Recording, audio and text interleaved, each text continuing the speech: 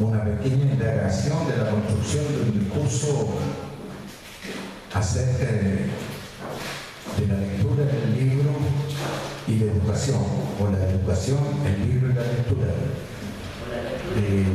Nos acompañan Omar Cid, Gregorio Argelco y Jaime Lizama.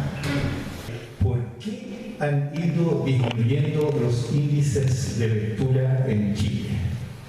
¿Por qué, a pesar de la gran producción de libros autoeditados que se desarrollan en las diferentes regiones del país, no tenemos la presencia de la literatura en nuestras comunas y en nuestras regiones? ¿Qué está pasando en el país? ¿Qué modelo cultural tenemos o hemos instalado a partir de la transición hasta la fecha? ¿Y cuáles son los resultados de la inversión en cultura que ha realizado el Consejo Nacional de la Cultura y las Artes? Reflexionar sobre temas tan importantes como el libro, como la lectura, como la crisis del libro, la crisis de la lectura, como ha sido superada en Chile todavía, es un paso importante, lento muchas veces, difícil, incluso en la sociedad de literatura. Que los escritores chilenos y la sociedad de escritores también por ende, yo creo que está al debe, muy profundamente al debe, a tal punto que, como se decía recién, ni siquiera se hace lo que va a un documento, medianamente un documento que cuenta de una postura gremial, una postura crítica y propositiva en relación a lo que ya llevamos viviendo bastante tiempo respecto al tema de la educación. A comienzos de la década del 70 y con la ascensión del gobierno popular del presidente Allende, se planificó un modelo cultural que se articulaba coherentemente con el proyecto político de transformación. Había que educar al sujeto del cambio social. Por lo tanto, la estrategia central era formar a un hombre consciente, informado y con una sólida base de conocimientos. El rol del Estado en este sentido era cumplir con estos objetivos. Para avanzar en esta necesidad de crecimiento, el gobierno popular le asignó un rol preponderante dentro de la cultura a la creación y difusión de las artes. Creo que es muy importante que la sociedad de escritores tenga un discurso público sobre el tema de la reforma profesional. Creo que no basta que los profesores digan que es necesaria la reforma. Creo que no basta que los estudiantes digan que es necesaria la reforma y que además hay que hacer cambios y que no hay que aceptar lo que hoy día plantea un sector de la sociedad que quiere continuar y quiere seguir con lo mismo. Los escritores tienen que sacar la palabra, hay que hacer propuestas. Y las propuestas tienen que venir de los gremios, las propuestas tienen que venir de la organización social.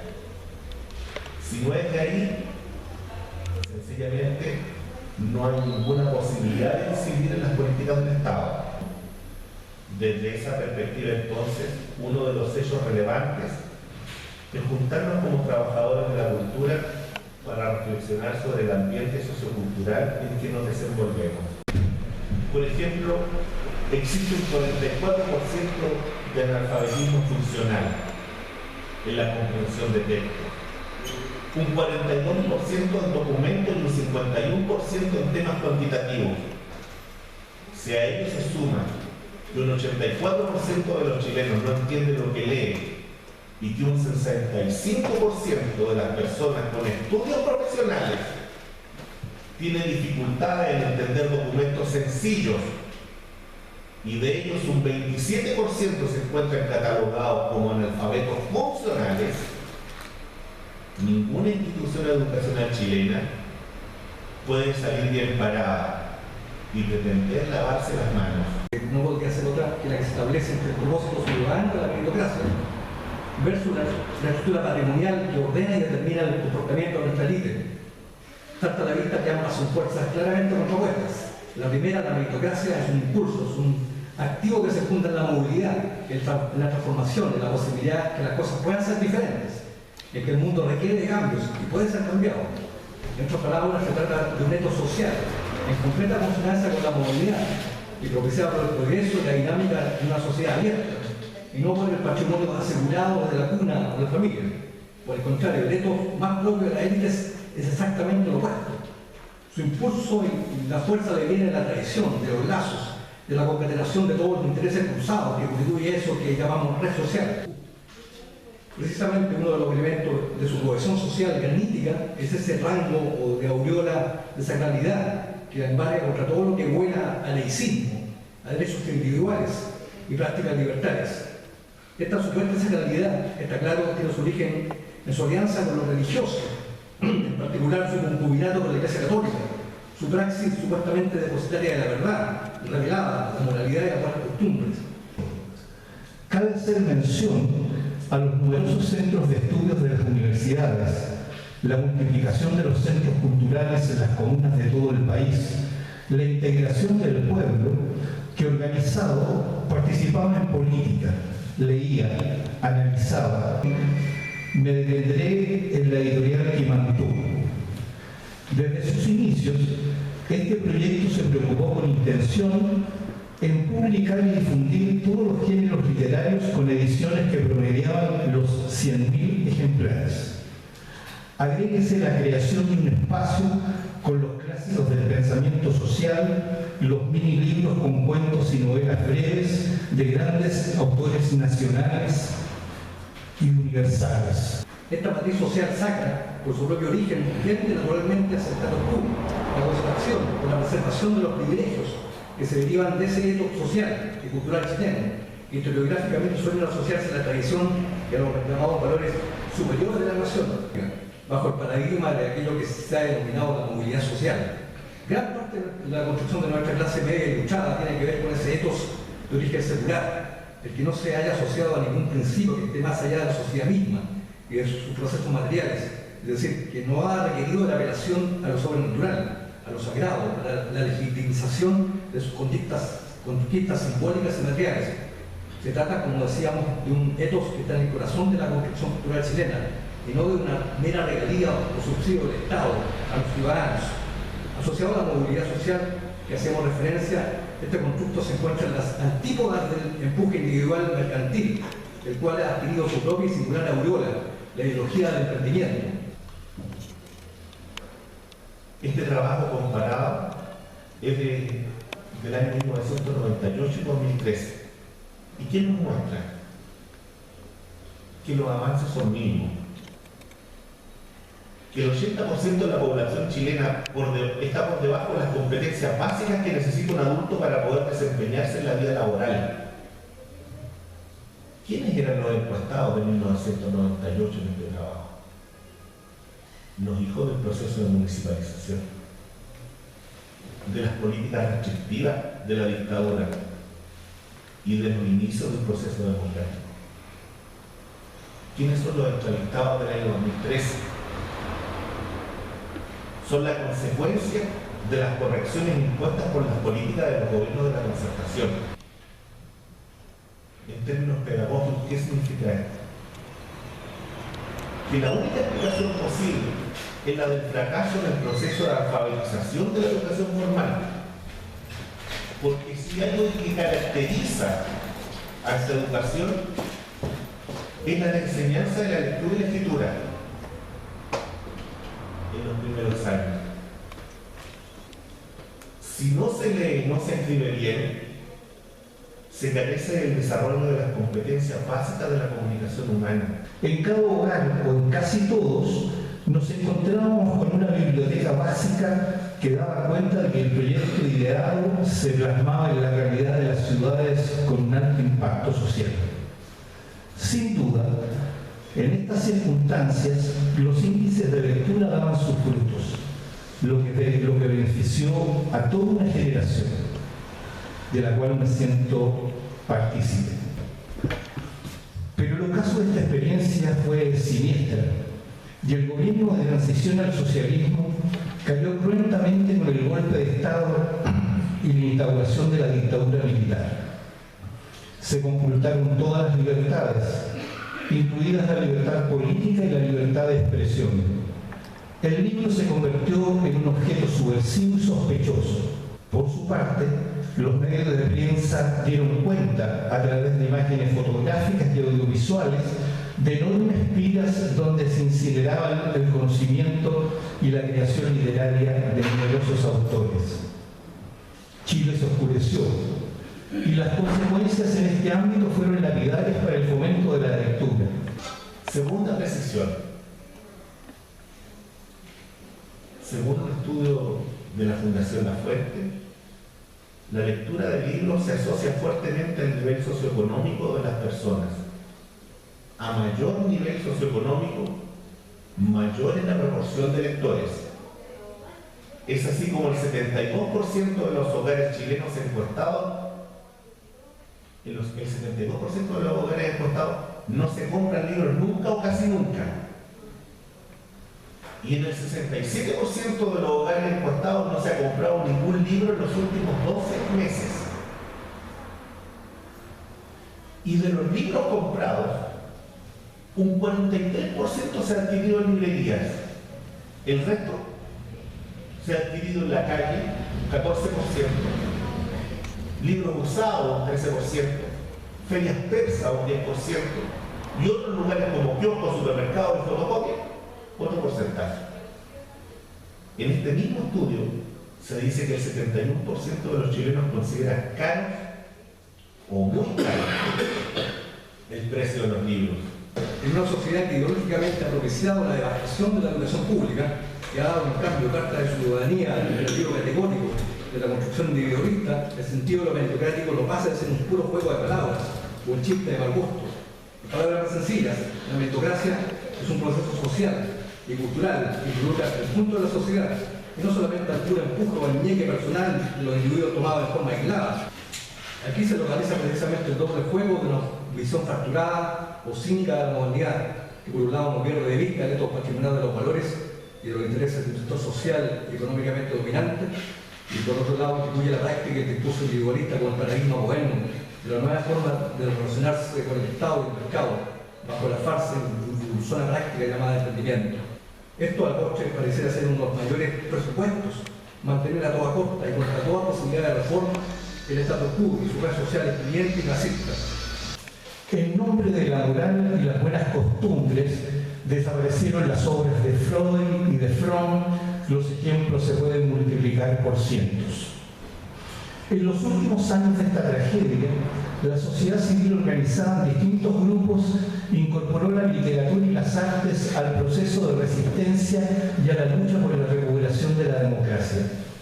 Pequeñas publicaciones, revistas alternativas e impresas a mimeógrafo, libros artesanales, dan cuenta de una producción editorial de alcance limitado en que nuevos autores de una nueva generación comienzan a publicar su literatura. Se socializan los textos vía oral, en pequeños y grandes recitales, pero el daño masivo ya estaba hecho. Las generaciones nacidas durante los años de dictadura pierden contacto con el libro impreso y el acceso a este es de alcance mucho más reducido. Iniciada la transición e instalado el primer gobierno en una democracia protegida y con leyes de amarre relegadas por la dictadura, empiezan a quebrar las pequeñas empresas periodísticas que habían contribuido desde su trinchera a la recuperación de la democracia. Mueren las revistas Hoy, Apsis, Análisis y Cauce y el único diario de la oposición de la época, el Fortín Mapoca. Yo supongo que los escritores adherimos a la idea de reformar las bases del modelo educacional. Y digo supongo porque hasta el momento no conozco ningún documento oficial de la Sociedad de Escritores de Chile donde hay una reflexión de los socios en donde se diga que estamos adhiriendo a la reforma del gobierno, y en donde estamos haciendo además propuestas para que la reforma sea profundizada y en donde el tema de la lectoescritura esté presente, porque lo que se ha hecho hasta hoy no es suficiente. Y no solamente no es suficiente, sino que ha sido equívoco. Y no solamente ha sido equívoco, sino que además no ha dado resultados. Y eso nos provoca un problema serio como país. No es solamente un problema de los escritores que no tenemos lectores. Es un problema de los empresarios porque sus trabajadores no saben leer una instrucción. Es un problema de los profesores porque sus estudiantes, ¿no es cierto?, no son capaces de leer una fotocopia. Es un problema país.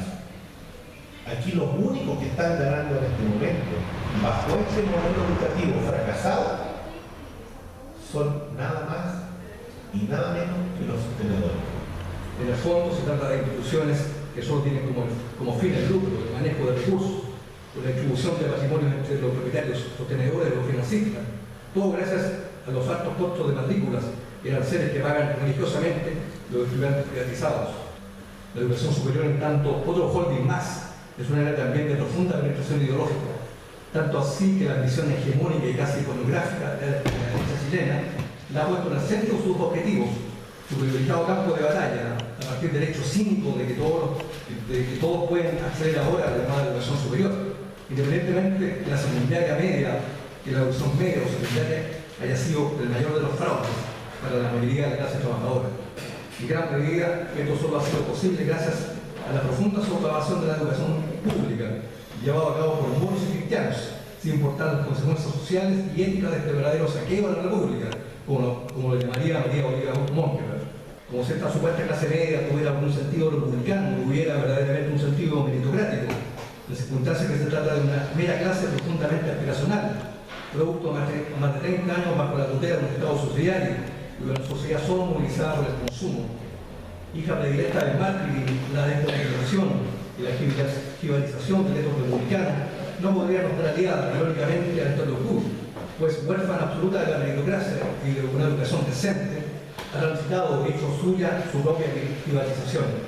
El nuevo gobierno no contribuye a su financiamiento a través de avisos publicitarios, recursos que invierte en los medios tradicionales adherentes al antiguo régimen, fortaleciendo su presencia en la vida mediática del país. Con esta decisión se impone un modelo comunicacional conservador y financiero. El reino de los negocios empieza a consolidarse, relegando el modelo cultural a una condición de marginalidad extrema. Entre la política de superestructura y los negocios de los grandes empresarios se mueve la vida pública y así la perciben los ciudadanos. El gobierno de la transición crea el Consejo Nacional de la Cultura y las Artes como un espacio institucional de fomento, institución de larga edad que intenta recuperar con las nuevas generaciones el terreno perdido.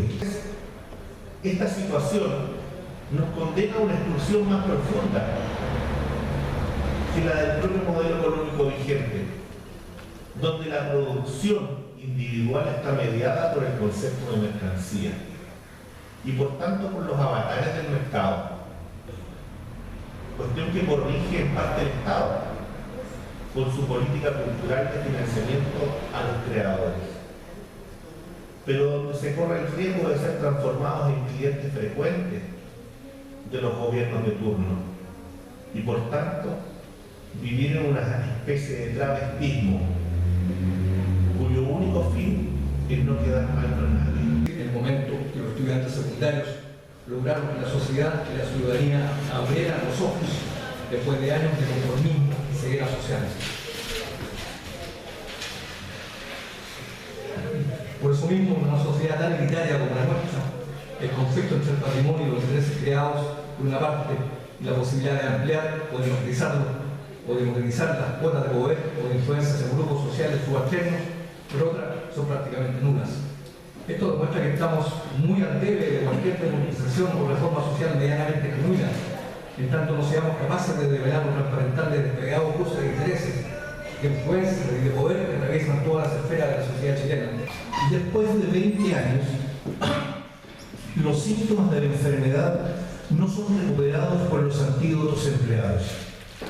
Pequeñas estrategias de recuperación de la lectura, bajos presupuestos, entre otros antecedentes, hacen de este organismo una superestructura con una baja especialización, sin las redes sociales adecuadas para la expansión de sus programas y atrapado en un grado de centralización de carácter elitista que hace casi imposible un mejoramiento expansivo de la lectura entre la población. El dilema es, ¿qué leen y para qué? ¿Cuál es el objetivo de esa lectura? ¿Deberían leer a Gabriel Salazar, Premio Nacional de Historia, a Pablo Simonet o Antonio Escármega, tal vez a Isabel Allende, o a Teresa Calderón, o a Carmen Berenguer? ¿Por qué no Martín Oppenheim o Fernando Villegas, o en forma póstuma Pedro Lemebel? ¿Quién decide? En el actual estado de situación, casi todo lo definen los empresarios del mercado del libro, principalmente la Cámara Chilena, editores independientes y otras agrupaciones de tono menor. Ante la pregunta si nosotros podemos cambiar en algo el rumbo de las cosas, las respuestas, como sospecharán, son múltiples. La más fácil es decir que eso resorte del Estado porque supone pensar e implementar una política pública destinada a corregir los errores, lo que es políticamente correcto, pero nos deja en la misma mesa. Una segunda posibilidad es ni siquiera plantearse el problema y apostar a seguir resolviendo ciertos aspectos de la vida, disputando, rasguñando o dando golpes, manotazos a los fondos concursables. Una tercera posibilidad es asumir el problema desde una perspectiva gremial e institucional. Si fuera así, y respondiendo por cierto del consejo político, un primer paso sería habilitar las redes sociales de que se dispone, recurriendo a la comunidad. Y digo comunidad cuyo sentido último es la reconstrucción de la ciudadanía. Un editor privado publica pensando en su negocio y las utilidades que obtendrá con la venta de una novela de Simonet, y no tengo prejuicios frente a esta operación. Lo que sí puedo afirmar es que esta estrategia está pensada para vender entre la clase media alta y alta principalmente. Como no existen librerías hace muchos años, en al menos 45 comunas de la región metropolitana, salvo alguna excepción, nadie lee a Simonet. Entonces, el núcleo de lectores predominante está en los segmentos de mayores ingresos, quienes acceden al mercado del libro con absoluta fluidez. En cambio, una vasta población no tiene relación alguna con este mercado, ni siquiera lo conoce. ¿Quién debe asumir la responsabilidad de instalar el libro en el territorio y entre los vecinos de todo el país? Es el Estado, pero a la vieja usanza allendista. Neruda fue conocido en la generación de los 70 porque la editora nacional Quimantú editó una antología para estudiantes con algunos de sus principales poemas en un volumen de 150.000 ejemplares que fueron distribuidos en las escuelas de todo el país en forma gratuita. Si a nosotros nos sirviera solamente generar nuevos lectores, bastaría con eso. Pero el acto de leer, el ocio de la lectura, busca instar a la reflexión, al cuestionamiento personal y social. Una sociedad carente de lectura y del acto de escribir es una sociedad donde los ciudadanos tienden a disminuir. Para lograr lectores de verdad, interlocutores válidos, tenemos que recuperar a los ciudadanos, tenemos que afianzar el espacio público, tenemos que volver a construir comunidad. Si no hay comunidad, si no hay espacio público, si no hay una interrelación que nos permita venir y tener una visión distinta, la función del escritor no tiene ningún sentido. La vigencia y la permanencia de nuestro ethos republicano, que si bien ha sido prácticamente devastado por la ideología dominante y el modelo económico socio neoliberal, sigue aún arraigada en vastos sectores urbanos, que llegado el momento de gran contestación y rebeldía a ese civismo democrático. El mayor ejemplo de esto, sin lugar a duda, ha sido la trayectoria de la lucha del movimiento estudiantil.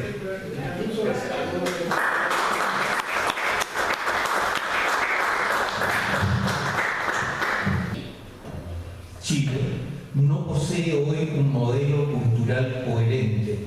Vivimos en un proceso de dispersión y de falta de orientación temática respecto a lo que queremos, necesitamos o aspiramos.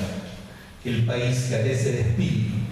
Todo fenómeno está cruzado por el dinero y los intereses empresariales. Si está fuera de esta lógica, no es rentable para el modelo económico neoliberal. Este es el principal problema que debemos resolver. El Estado debe ser un agente orientador y articulador de las propuestas de lectura, que se relacionarán con una generación perdida entre las nuevas tecnologías. No se trata de uniformizar, porque deberán quedar abiertas las variables de la libre elección, entre comillas, pero las autoridades que poseen una legitimidad democrática están por sobre el mercado de los negocios y, por tanto, a través de sus equipos asociados a la cadena del libro, deben decidir qué publicaciones deben socializar para que aquellos que acceden a la lectura vayan alcanzando un perfil más integral e identitario, con una visión de sociedad de mayor calidad humana e integradora. Y esa sería mi propuesta. Muchas gracias. En términos superestructurales, hoy día la crisis es profunda.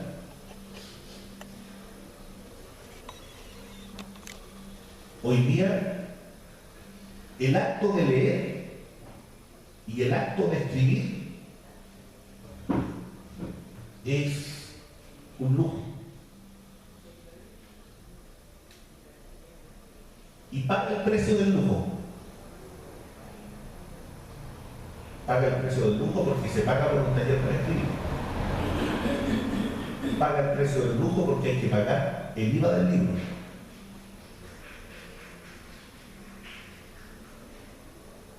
Una sociedad que se construye bajo esos parámetros, y si los escritores medianamente organizados, medianamente lúcidos, medianamente pensantes aceptan una situación así, entonces no nos quejemos, porque lo único que nos queda, insisto, es ir a apoyarnos, ir a rasguñar los recursos del Estado, y por tanto a desarrollar las redes, y por tanto a golpear la espalda de los amigos para ver qué proyecto sale, y a pelearse con el del lado, y a ver si por casualidad hay un amigo ahí en tal, ¿no es cierto?, en tal instancia de jurado, porque por ahí sí que parece que tengo posibilidad. Yo creo que eso es indigno, y eso ha sido indigno. Hasta ahí.